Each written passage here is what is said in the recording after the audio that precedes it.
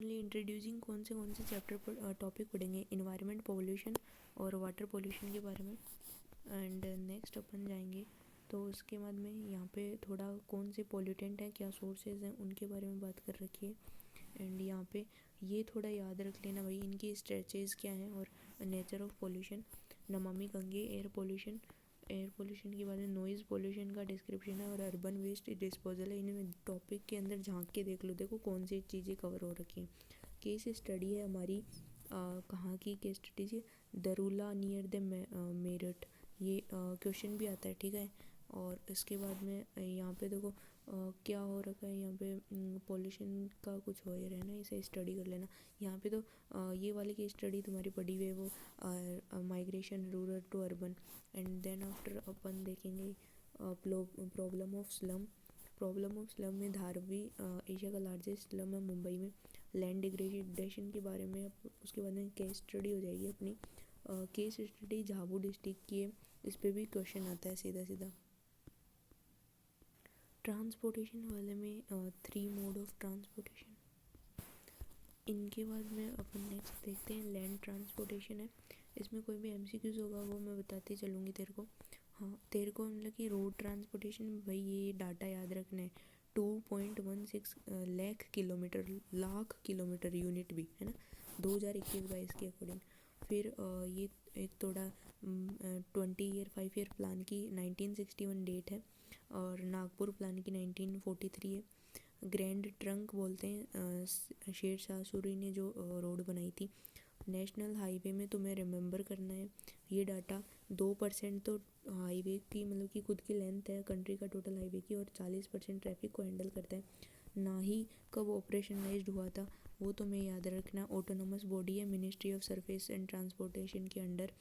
And ये data याद करना है भाई, गोल्डन क्वालिटी लेटरल की लेंथ कितनी है, 5846 याद कर ले। और 4/6 लेन है। ये मेट्रोपॉलिटन सिटीज़ को कनेक्ट करता है, दिल्ली मुंबई चेन्नई कोलकाता। फिर जो अपना कौन सा है ये नॉर्थ साउथ कॉरिडोर है, वो ईस्ट वेस्ट के कंपैरिजन में लॉन्ग है। उसकी डिस्टेंस देखो 4076, और अपनी ईस्ट वेस्ट की क्या है 3640। और ये सिलचर पोरबंदर श्रीनगर कन्याकुमारी, ये सभी बस ये याद करना है। जो अपने यहाँ गोल्डन क्वाड्रेंट नॉर्थ साउथ है ना, इन कंबाइनली इन्हें सुपर हाईवे बोलते हैं। और ये नेशनल हाईवे डेवलपमेंट प्रोजेक्ट नाही के अकॉर्डिंग कंस्ट्रक्ट कराए जाते हैं। वैसे सेंट्रल पब्लिक वर्क डिपार्टमेंट और state public work department agency है, वो स्टेट और सेंटर की मतलब स्टेट की जो state public work department agency road बनाती है। रूरल रोड प्रधानमंत्री, जिला परिषद ना डिस्ट्रिक्ट रोड, और नाही एंड ना central work department national road. और उसके बाद में थोड़ा सा ये डाटा याद कर लें, 4% रोड कंट्रीब्यूट है और इसमें 14% है। BRO है ना, बॉर्डर रोड ऑर्गेनाइजेशन, ये मतलब कि गवर्नमेंटल बॉडी तो है, ये कॉन्स्टिट्यूशनल बॉडी नहीं है, ये स्टैचूरी बॉडी होती है कुछ है ना, under the ministry of defence and जो भी है उसके अकॉर्डिंग ये है। और 1960 डेट याद रखना, BRO स्टैब्लिश्ड हुई थी। इसका काम होता है बॉर्डर एरिया में रोड बनाना। और 80% है ना रोड है ना, सबसे ज़्यादा रूरल रोड है जो प्रधानमंत्री ग्राम सड़क योजना की स्कीम के बाय बनाई जाती है। देन आफ्टर अपन ने यहाँ पे थोड़ा सा डाटा दिया रखा है। हाँ, मतलब मणिकरण और लेह को मतलब कि जो कोई हाई एल्टीट्यूड्स में रोड वगैरह बनाई होगी उनका मतलब कि इतने ये तो याद नहीं करना। नेक्स्ट चलते हैं, अटल टनल है 9.02 किलोमीटर याद करना पड़ेगा। मनाली टू लाहू स्प्लिट पीर प्रांजल जो रेंज है हिमालय की, ये सभी याद करना है तुम्हें।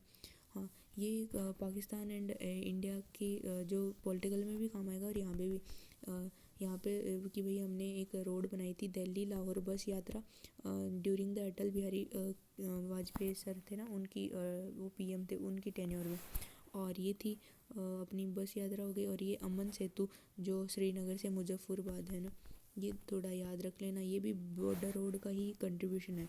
फिर यहाँ पे अपन को थोड़ा सा ये भारतमाला प्रोजेक्ट के बारे में बताना है। भारतमाला में सेतु भारतमाला परियोजन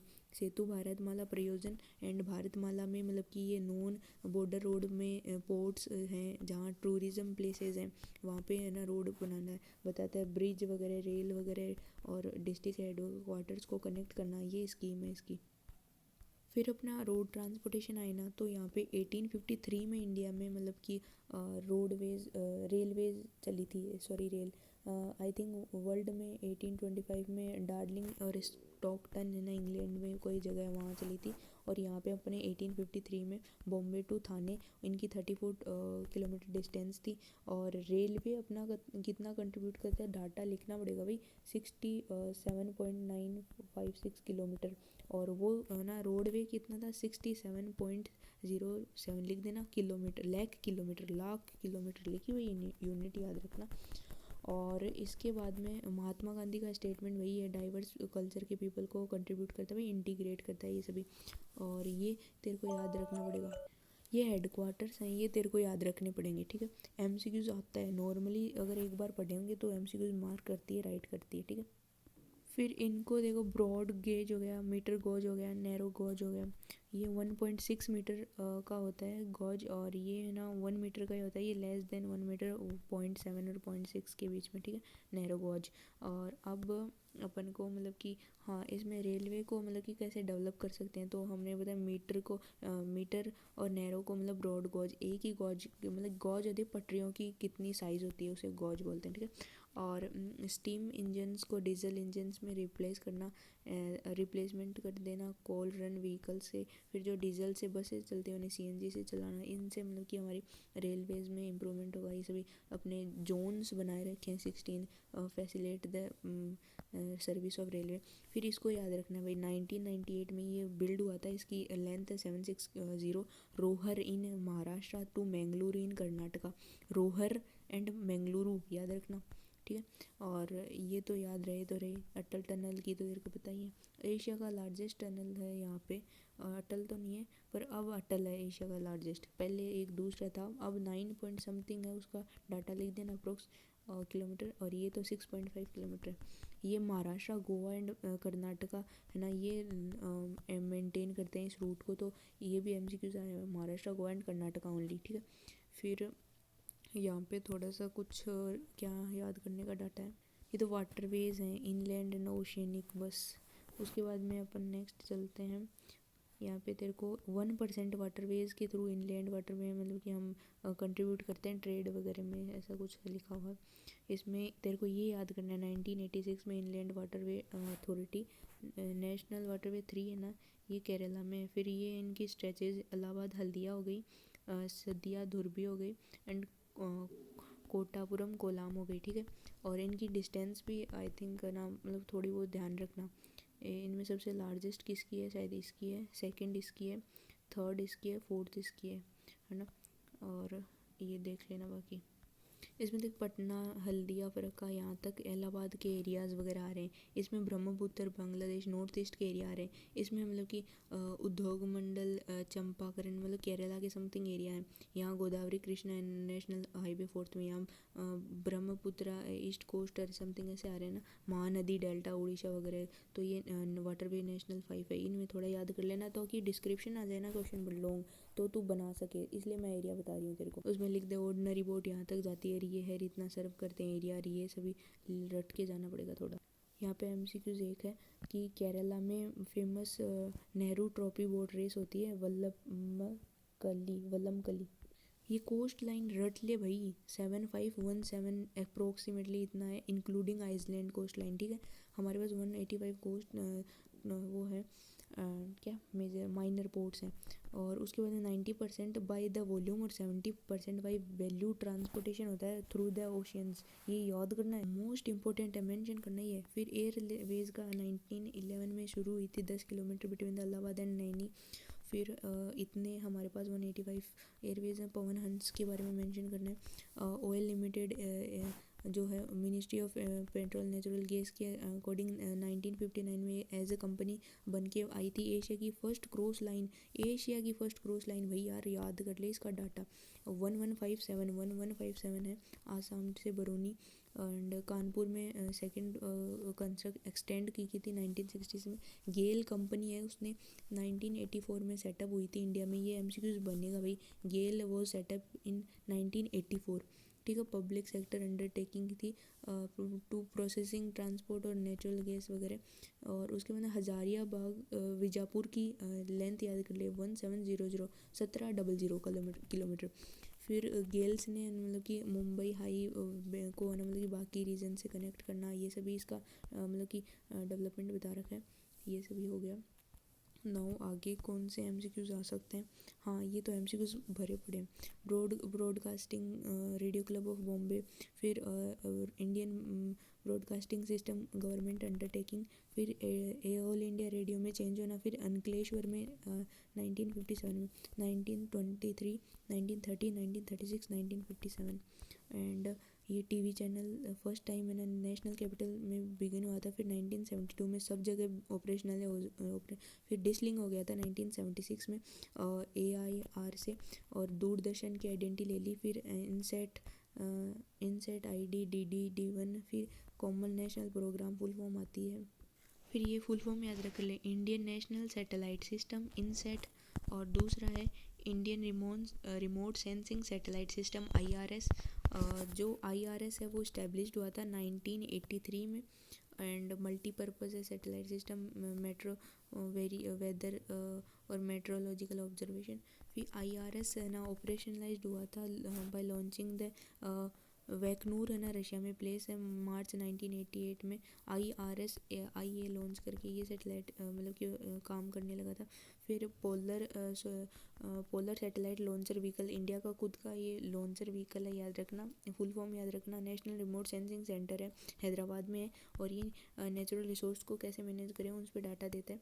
नाउ NCERT की एक बार देख लेना ये क्वेश्चंस। ये क्वेश्चन है प्लानिंग कमीशन वाले में से, है ना। ये कब सेटअप हुई थी, रिप्लेस कब किया था और क्यों किया था। देन आफ्टर MCQs अपना कहाँ कहाँ आता है थोड़े ये command area development program, drought prone area development program, desert development program, hill area development program. फिर 2 एजेंसीज हैं, small farmer development agency, marginal farmer development agency. Then MCQs आता है 8 5 ईयर प्लान का क्या काम था। इंफ्रास्ट्रक्चर डेवलप करना north हिली स्टेट्स और ट्राइबल बैकवर्ड एरिया में। फिर अपना हिल एरिया डेवलपमेंट प्रोग्राम में 5th 5 ईयर प्लान में आया था ये डिस्ट्रिक्ट मिकीर, नॉर्थ चचरा, दार्जिलिंग।